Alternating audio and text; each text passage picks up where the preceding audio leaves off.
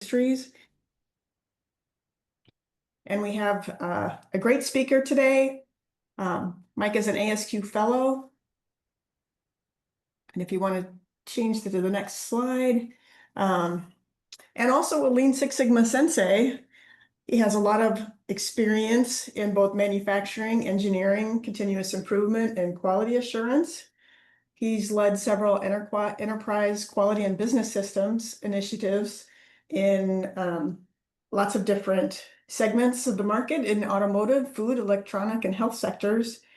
He has all the acronyms for ASQ certifications, it seems like there, as well as registered professional engineer. And for education, he holds a bachelor's, master's, and doctor's degree in mechanical engineering and business. And he is currently our statistics division and data science interest group chair. So well-versed here to speak on this topic, and I'm excited to hear what he has to say. So take it away, Mike. Thanks, Jen, for a great introduction. I really appreciate. What I will do today is to try to explain Monte Carlo analysis and demonstrate how easy it is to use and what are the benefits of using Monte Carlo analysis. But before we start, let's just put in a chat box kind of where you're currently located and where you're joining this webinar from.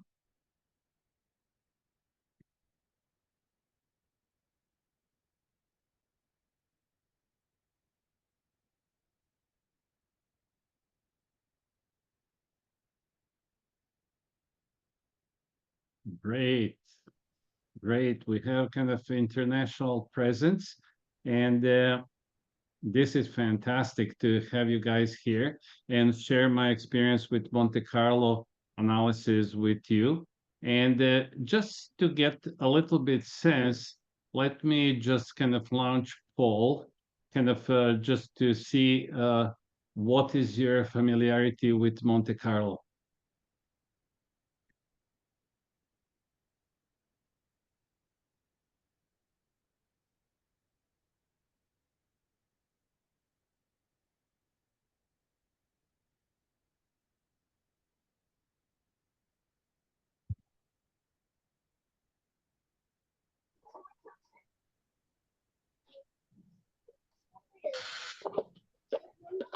Excellent. Excellent. So let me just show a result with you. It's kind of, we have a relatively small number of people who are using regularly that, some occasionally, some who use in the past, and there is a number of people who never use it. So kind of that's a great opportunity to learn. So what I will try to cover today is why Monte Carlo analysis, and I'll just cover some of the reasons why you should use Monte Carlo analysis, because Monte Carlo analysis is almost like a Swiss knife, similar like a SciPoc. If I look two tools, SciPoc and Monte Carlo are great tools for analysis, for problem solving, as well to communicate importance and select different projects. Then we'll talk about decision under uncertainty and how Monte Carlo can be applied to problem solving and DMAIC projects, and cover Monte Carlo methodology, look how we do simulation, and we're going to do small demonstration using Minitab, followed by question and answers. If you have any questions, feel free to put in the chat box, and Jen is going to collect that questions and kind of share with us at the end. Another thing, I'm going to share my LinkedIn. If you have any questions, we can always discuss that after we're done with the webinar. So why Monte Carlo? It's easy and powerful. It's simply and easy to use. Let me just mute everybody.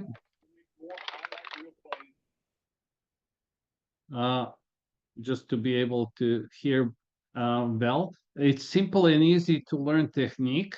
We can use Minitab, Excel, a number of different softwares. There is a lot of open source software like which you can use for Monte Carlo simulation.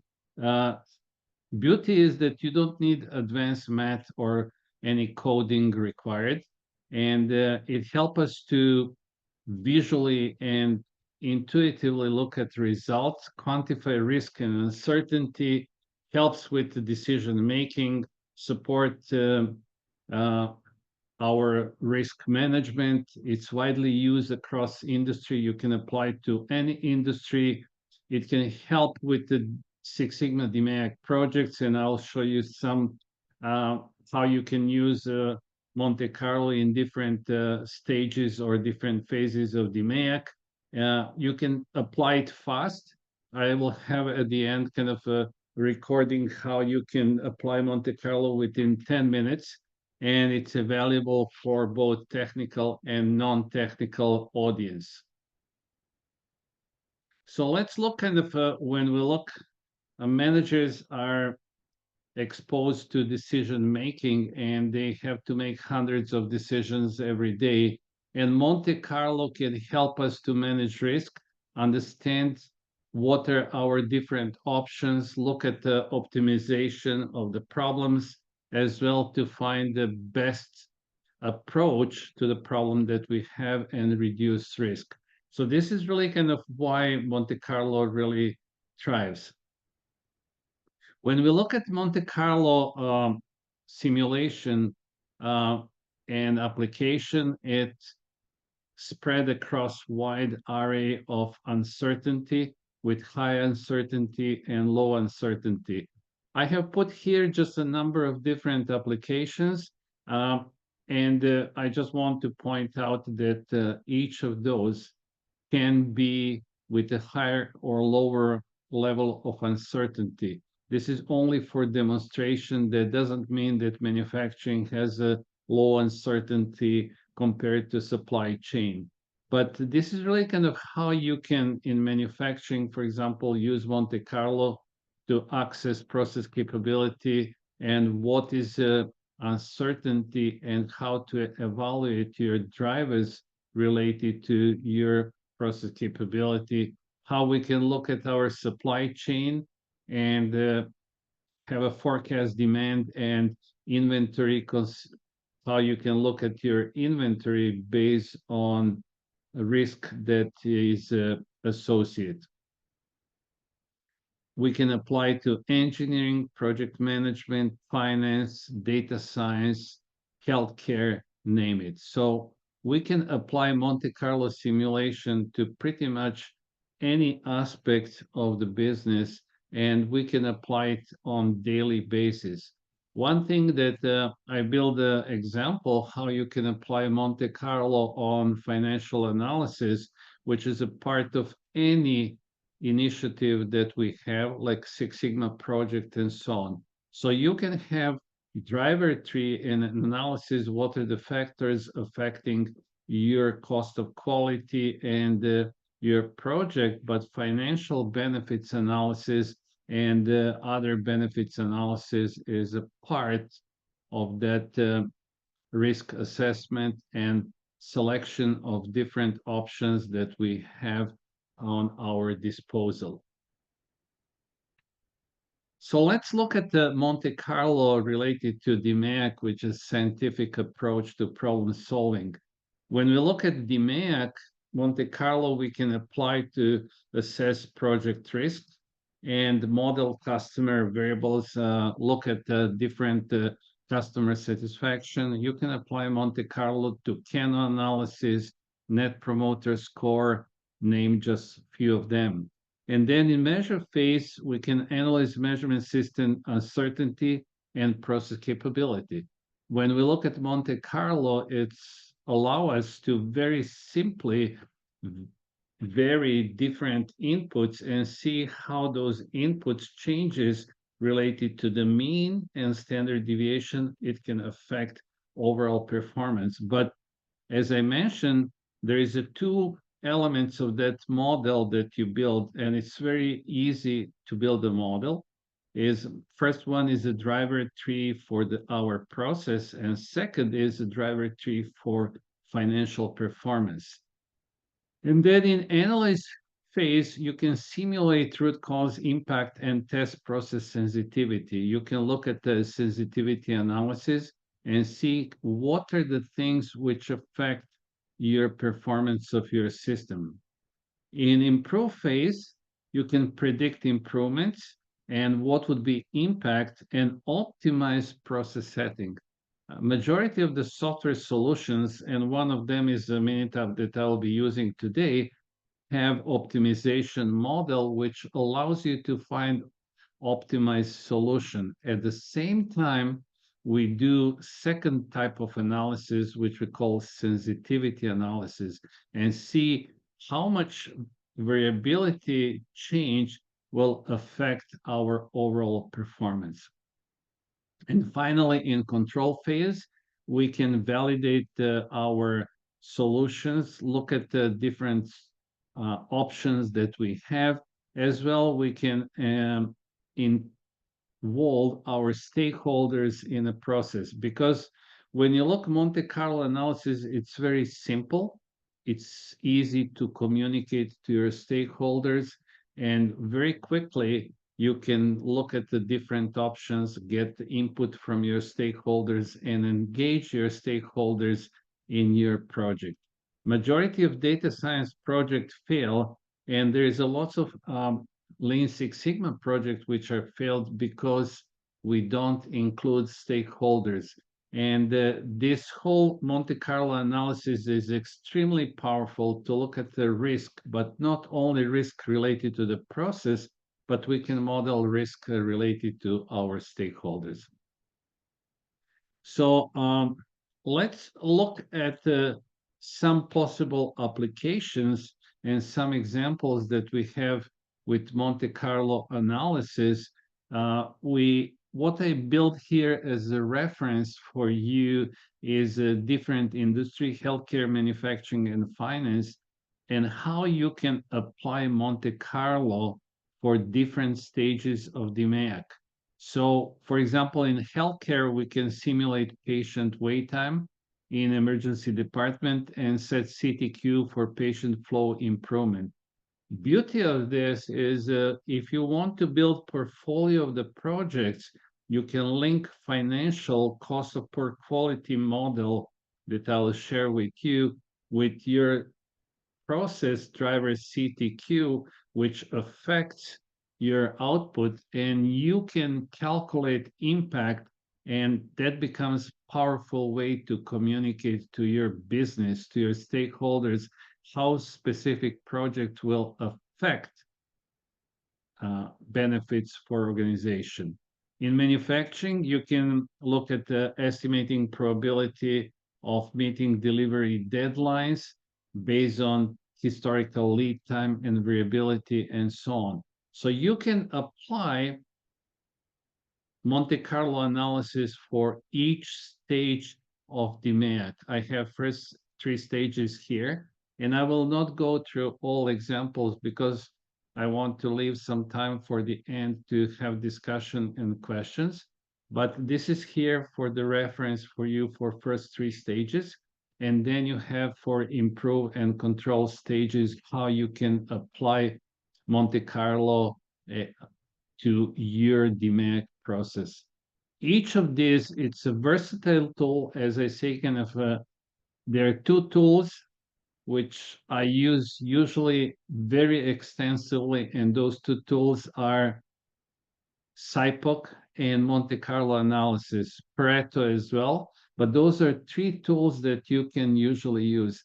Unfortunately, kind of working with the number of black belts and green belts and master black belts and coaching them, I seldom see people use Monte Carlo analysis, which is so easy to use and it's so versatile to be used.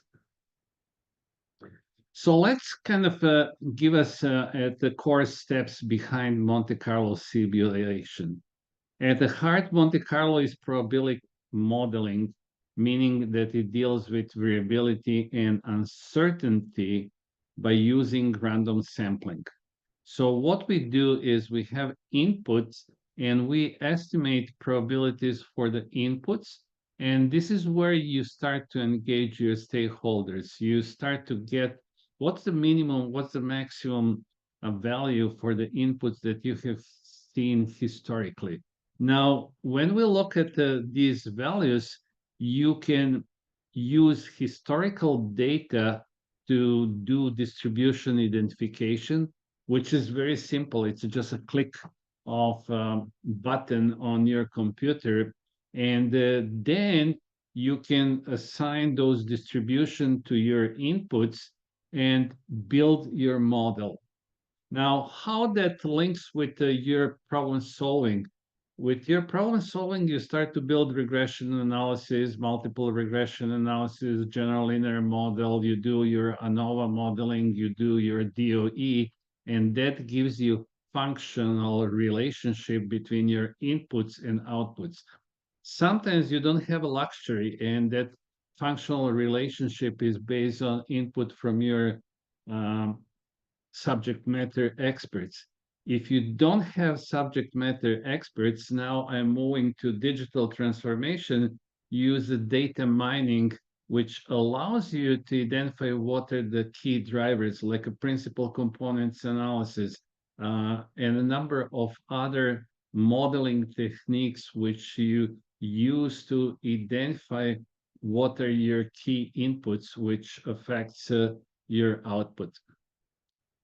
If I look at the application of Monte Carlo and classical statistical tools like regression, multiple regression, and then data mining tools, they become all toolbox for the black belts and the green belts and master black belts in today's business environment.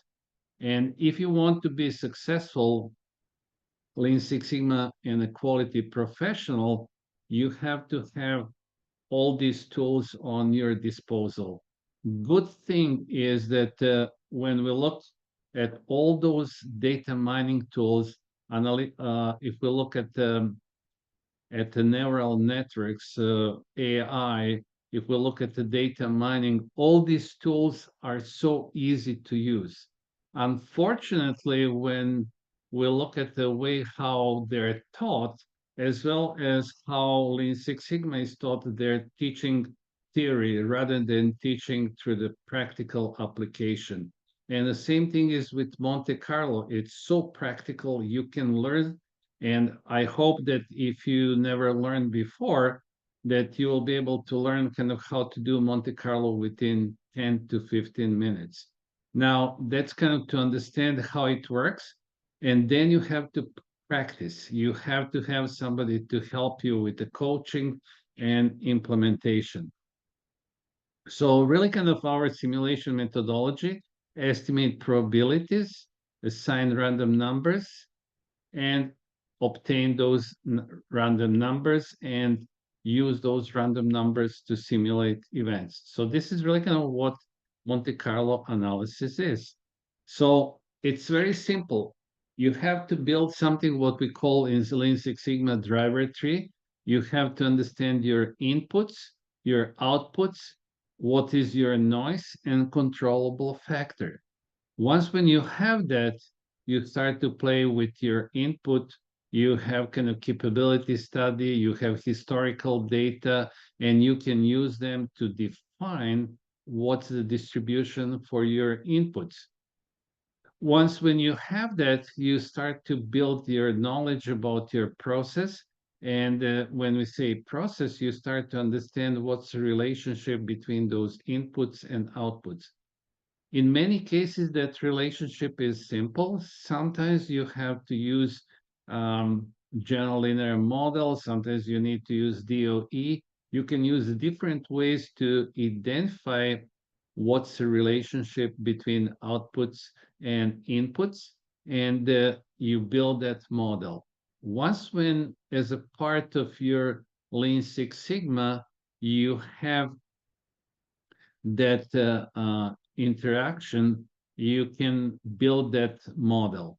I see that there is a kind of kind of interdependence about different elements. I'll show you how you build a model, and in model you can put interactions as well, and you will see that in the next couple slides.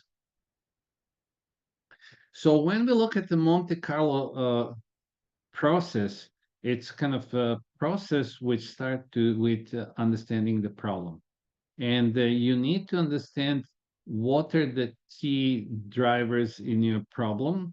And then you have to define what are the forecasts, really kind of define what are the drivers, what are the inputs and distribution associated with those inputs. Those distribution can be based on historical data.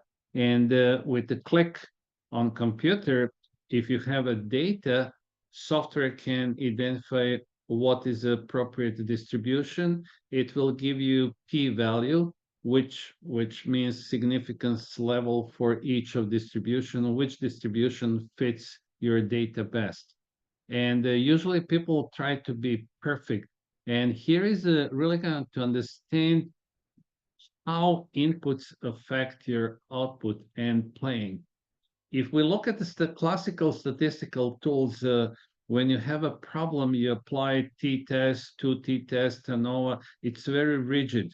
With data mining and the digital transformation, that approach is totally different. You play with the different models and you see which model fits your problem that you have best. And you can use different evaluation criteria, accuracy, ROC curve, and so on, many kind of different ways how you look, which model fits your data best, and you use that model. So Monte Carlo is somewhere between those two methodologies, and it can be used with the classical statistical problem solving as well with machine learning and data mining and AI. And it's really kind of playing and looking at sensitivity, finding optimal solutions that I will demonstrate later during today's presentation. So it's extremely powerful. And then once when you have your inputs, you specify a model. And once when you specify a model, you select how many trials you have. You can have 50,000 trials in a half minute. It depends on the complexity of your models. And then you run your simulation, you get your outputs, which you start to analyze and use as a tool to discuss with your key stakeholders. You can show to people and explain them capability study within 5 minutes. That's the beauty of Monte Carlo analysis because you get your distribution, you have your specification limit, and now you can start to play what if scenarios difference that you have. So let's go with the process for Monte Carlo simulation. I have here kind of model which looks at the revenue, cost, and profitability. This model I use for this webinar because it's simple to understand. Another thing is all Lean Six Sigma project or quality initiatives should have that financial portion associated with the problem. So on the left side, if I look kind of that OEE inputs, availability, performance, and quality, those are outputs of your driver tree of your Six Sigma project. Now, in transactional quality, you're not going to have OEE, but you will have some other measure which relate in a similar way to performance related to the cost or revenue or profitability. So first thing is to build, as we do in Lean Six Sigma projects, driver tree. And we build the driver tree for the problem, and this is a driver tree related to financial performance. In the same way, you can build a driver tree for customer satisfaction, social responsibility, and so on. It depends what is strategic importance for your organization. But you need first step is, which is critical to understand what's the problem. Once when we understand what's the problem, next step is really kind of link this problem that we have with inputs, which we have here on the left side. We have kind of on the left side, we have inputs. And those inputs are inputs which are coming from here. We start to build our driver tree. If you look at the model, we do the composition of the model. We start first with the lower element, then we start with the OEE, and so on. You start to build your model from the left towards the right. And we finish with profitability, which is our outputs. Just kind of we make our modeling easier, and we start to look at the kind of what is the different inputs that we have. These are the planned hours that we have, and we associate what are the distribution parameters. Again, if you have a data, you don't need to know how to define mean and standard deviation. You just enter data. There is distribution identification feature in any of the softwares which are doing Monte Carlo analysis, and there is a many software solution like a Trisk, Crystal Ball, which I used 30 years ago, and so on. And this is just kind of application in Minitab. So they will recognize what are parameters of distribution, and they will tell you kind of how to identify mean and standard deviation or parameters of your distribution. When we look at those distribution, I'll show in demonstration, it's really kind of you have a uniform distribution, you have a whole bunch of different distribution, and one of the option is pick up a distribution based on your data. So you associate parameters of distribution, and here's your model. Your kind of theoretical production is a planned hours, how multiply with how much you can produce per hour. And this is where you put your equation. So you identify your inputs, you identify your output, which is graphically shown here, and then you put how inputs relate to output. Now, you can use the different tools, as I say, kind of Six Sigma tools, like a general linear model, DOE, you can regression, or whatever you use to build this relationship. If you don't have, you can speculate. And this is really kind of beauty of modeling. And then you click and you run simulation, and as a result, you have how your theoretical production will behave or how your OEE will behave, Oh, assuming that is it like a must? Okay. okay, I'm not sure, again, kind of if you have a questions, I'll just Yeah. move, and we'll have kind of a questions discussion at the end. And so what we have here is really kind of put that distribution and build our model. And then we run simulation. It takes only a couple minutes or a couple seconds to run 50,000 iterations and have our results.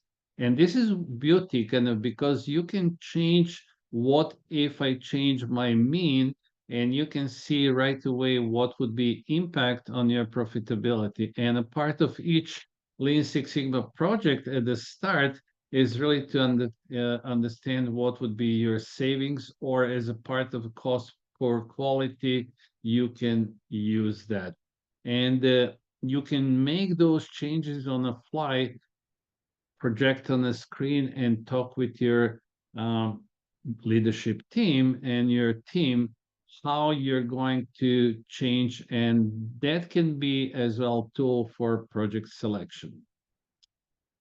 And then immediately you have capability study how it will behave. Another thing, model allows you as well to change specification on the fly and say kind of what if we change specification, what if we change mean, what if we change variability that we have. And in the next stage, we'll have sensitivity analysis, which will tell you what are the key drivers. It will automatically do analysis, what are the elements which drive your process performance. Now, fifth step is parameter optimization. Now, what we have here is really kind of, you have noise. So there are certain things which you cannot change. Similar like what we have in DOE with the blocking, there are certain elements of your model that are out of scope. And you just have certain elements which are within a scope. And then you say kind of, I want those elements to move from the low to high within this window. And you define a window where you want certain variables, your inputs to change, and other are locked for optimization. And then you say kind of, I just want to run my optimization. And what software will do is run optimization and give you optimized results. In this case, kind of, we didn't optimize to the target that we want, but all this simulation become topic for discussion and building strategy, how you're going to approach your problem solving, what you need to do, and how to move forward. And the beauty is that with your model, and I didn't build specific application model, you can build specific applications of the model and link those applications to this financial performance cost of quality model and see what's the impact of different strategy that we can take to improve our processes. And finally, there is something what we call sensitivity analysis. So now you can play with the simulation where you want to shift your mean, but with sensitivity analysis, it will tell you which variability in your inputs affect most variability in your outputs. And you can pick up different outputs. Here, for example, you can choose output. So we have here, for example, output back order, and you can compare what is a percent of change in standard deviation, which you can enter here, and then what will be impact on your CPK or defects per million opportunity on your quality. And then you click on simulate, and in instant, everything 50,000 simulation are recalculate, and now you see how change in variability will impact any of your output that you have in the model. And that's really kind of magic of Monte Carlo, because you can discuss, you can build a strategy and see real life statistics without any equations, without any mathematical formulas, with exception of building model, that's a process knowledge, building that driver tree, and building equation between what's a relationship between inputs and outputs. And that's extremely powerful. And black belts and green belts and master black belts build those equations, but then as a tool for change management discussion, you use this demonstration using Monte Carlo with a team or senior leadership team, how to build your strategy and how to proceed. And that sensitivity analysis, again, you get what would be your CPK value after you run those changes and what if scenario. So kind of, I show you kind of whole process, and now kind of I'm just going to kind of try to run this simulation. So just kind of bear with me for the second.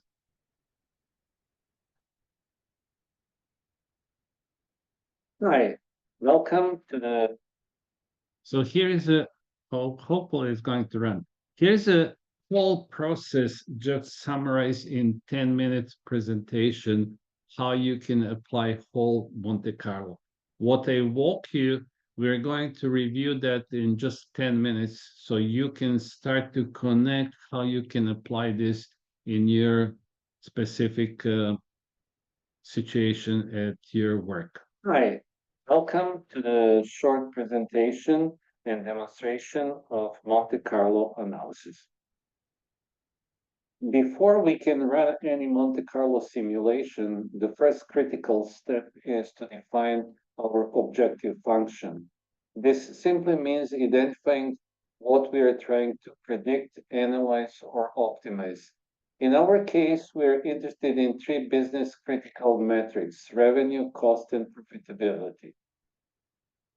Now that we defined our objective, next step in Monte Carlo process is to define our model. And that means translating business process into set of mathematical relationship between inputs and outputs. And we get that information from our project, looking at the historical data, regression analysis, general linear model, DOE, and so on. And in tools that we use to establish y is a function of x. In this particular case, we have planned hours, which follows normal distribution with mean 7.5 and standard deviation of 0.1. We can get this estimate of distribution using our data, historical data, and you plot data and software analyze data and pick up the best distribution fit for that specific data. Once when we have inputs axis, we define output, which is theoretical production, and that theoretical production has equation, and equation editor has different inputs which we define, as well as outputs, and you can use them to build your equation very quickly. Next thing that we're going to build is a OEE model, which is based on availability, performance, and quality. Again, we attach parameters of distribution and put the equation in OEE. OEE is equal availability times performance times quality. And then we look at our revenue and back order. And if we look at our back order is important because it's going to define if we are going to have a back order or additional inventory, which we didn't transfer into revenues. So back order is actual production minus sales. Actual production is theoretical production times OEE, and revenues is a sales times unit price. In the same way that we're building this model, we can extract as well data for the sales and build the driver tree for the sales. And finally, we have profitability, where profitability looks at the cost that we have, and we create a relationship for the actual cost. And actual cost is overhead cost times nominal labor cost, which is affected by OEE, and quality cost, which is related as well with the quality rate in OEE. And then we have kind of profitability, which is revenue minus actual cost. For nominal labor cost, we selected uniform distribution. For material cost, we have a normal distribution with the mean and standard deviation. And for overhead cost, we have triangle distribution with the lower, middle, and upper value.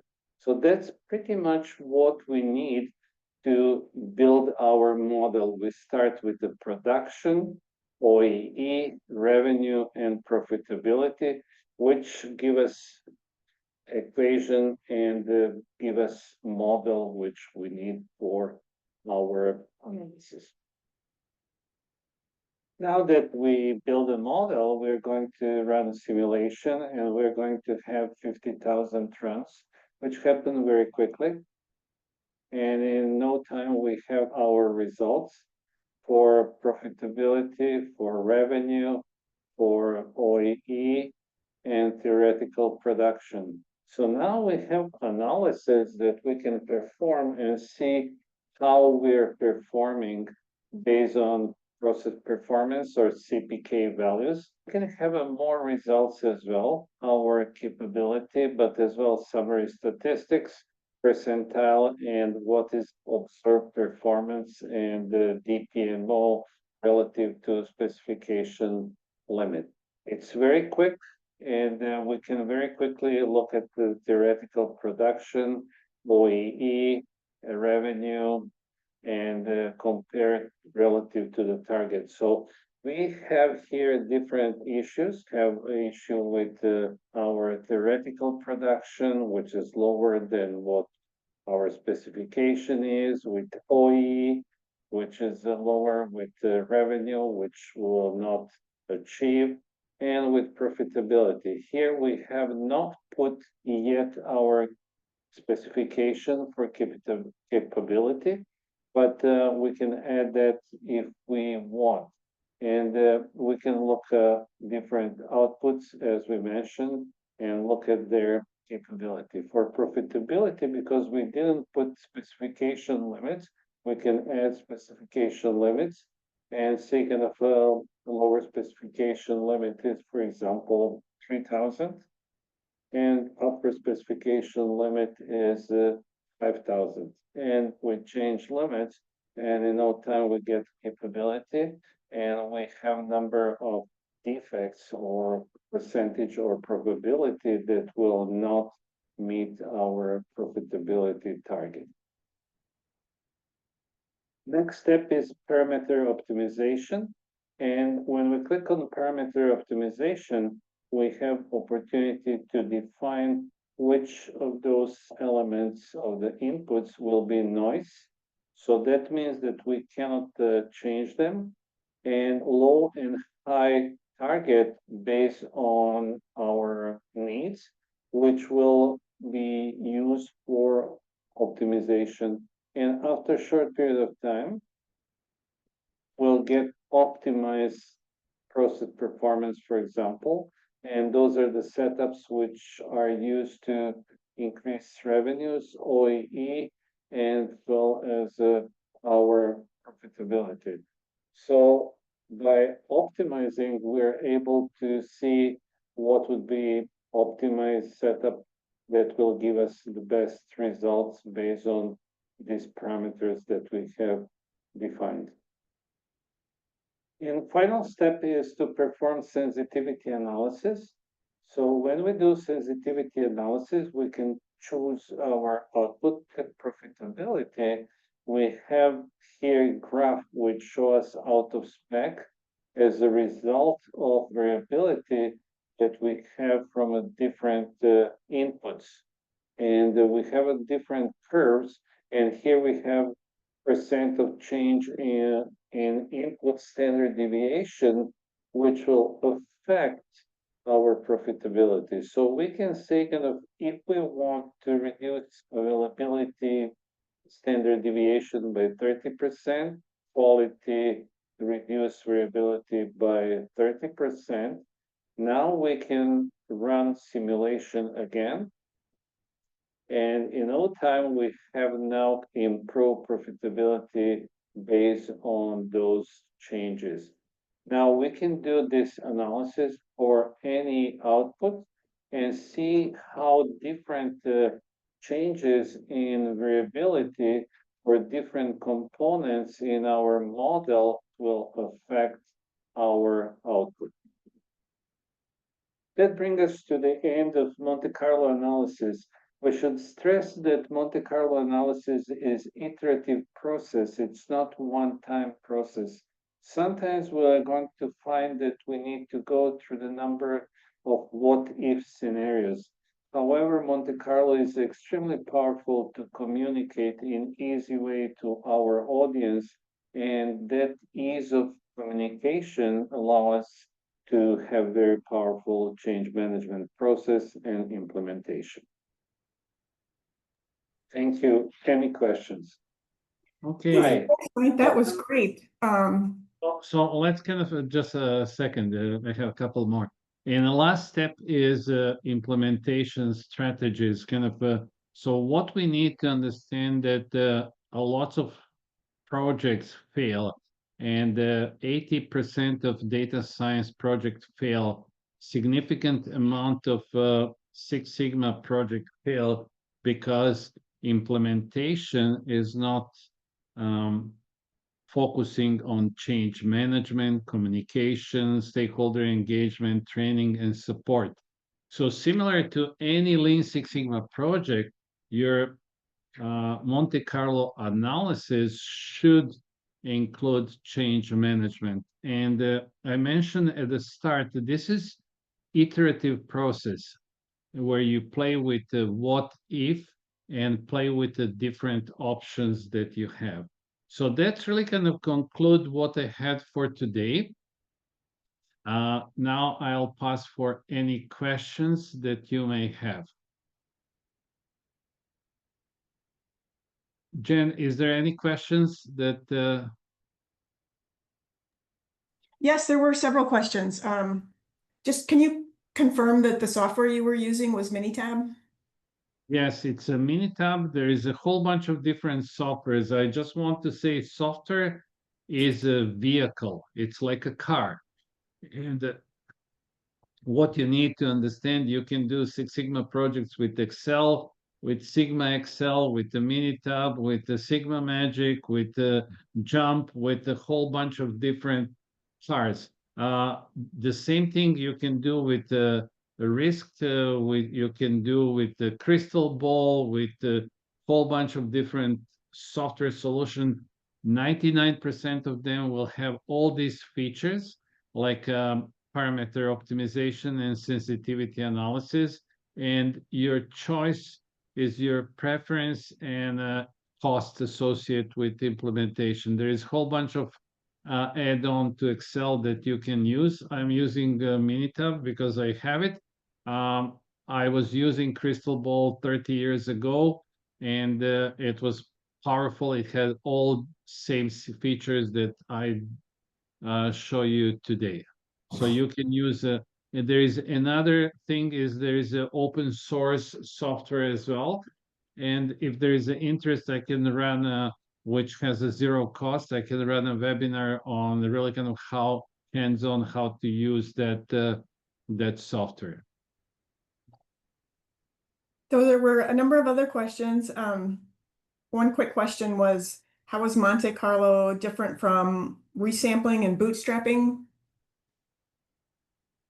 It's kind of you have a different ways to kind of solve your problem and approach kind of to problem solving. It's very simple to explain to people, and you change different parameters with your team, and teams start to see kind of how changes affect your output. So it's really kind of power of Monte Carlo is really simplicity. And if we look at all statistical techniques, they're very simple.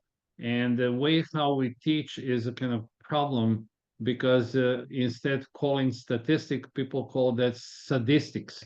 And really kind of mathematical language, you don't need to become designer of the car. You are somebody who drives the car to solve business problems. And that's really kind of challenge for academia and for different society is really kind of to teach people how to solve simple problem that business has and create value for organization as well to create growth in their career.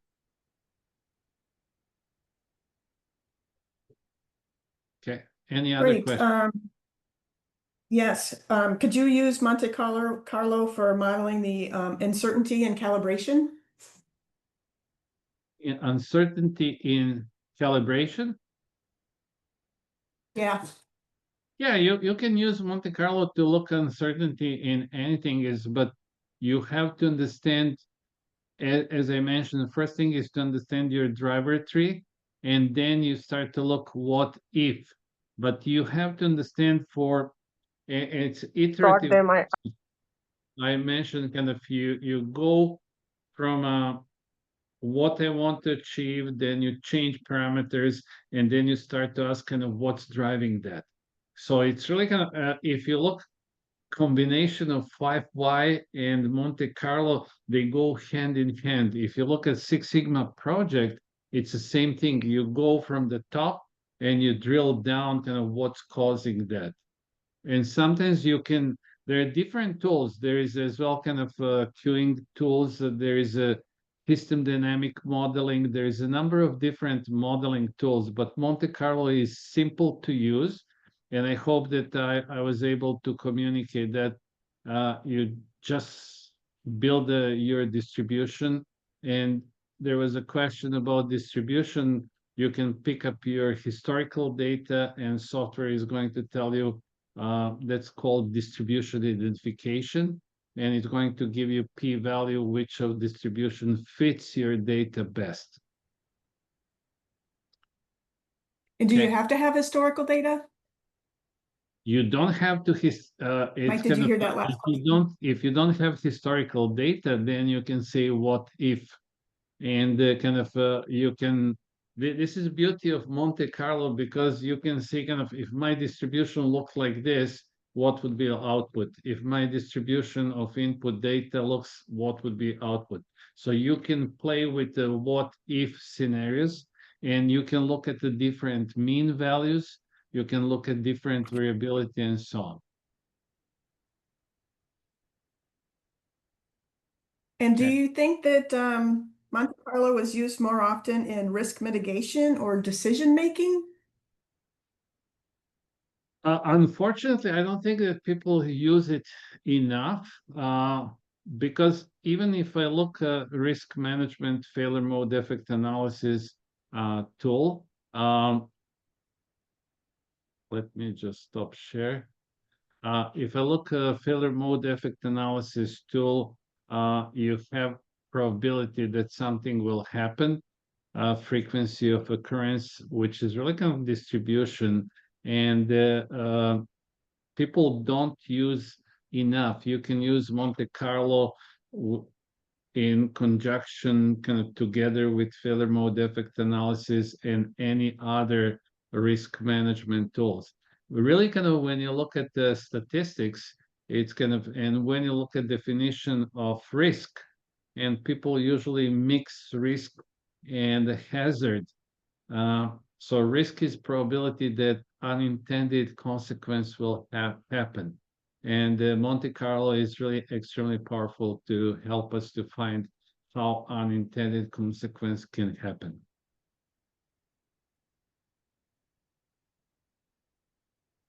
Okay, great. I think that covers most of the questions that were asked.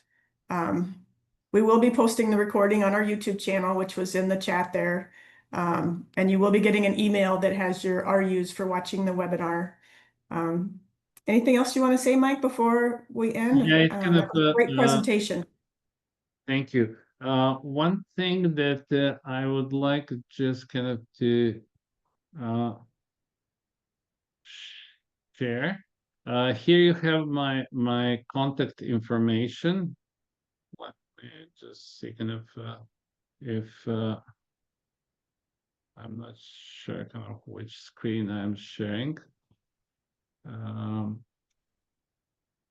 So what you have here, my contact information, if you want to ask me any additional questions, and you have a kind of here code for my LinkedIn profile. So feel free to contact me via LinkedIn or connect with me via LinkedIn. So you have my phone number, you have my email address, and I would like to thank you, Statistical Division and the Six Sigma Division, for opportunity to present this webinar. And I would like to thank to all participants. It's a huge amount of people. It's a great to work with you guys, and I hope that we'll connect over LinkedIn. And looking forward for the next opportunity to talk maybe about the data science. We have a data science interest group. If you're interested to get added to that distribution link, please send me note via LinkedIn or email account. And looking forward to see you in data science interest group. Hopefully we'll have some future data mining and neural network webinars. And those tools are similarly to Monte Carlo. They're so easy to use. Unfortunately, how people teach, it's kind of very hard, and people spend a year or 2 years for something that they can learn within 3 to 5 days. So don't be afraid of digital transformation. This is where ASQ is there to help you to bridge that gap between where we are currently and where we need to be.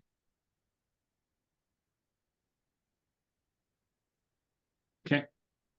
If there is no other questions, have a Thanks great... again, everybody. Again?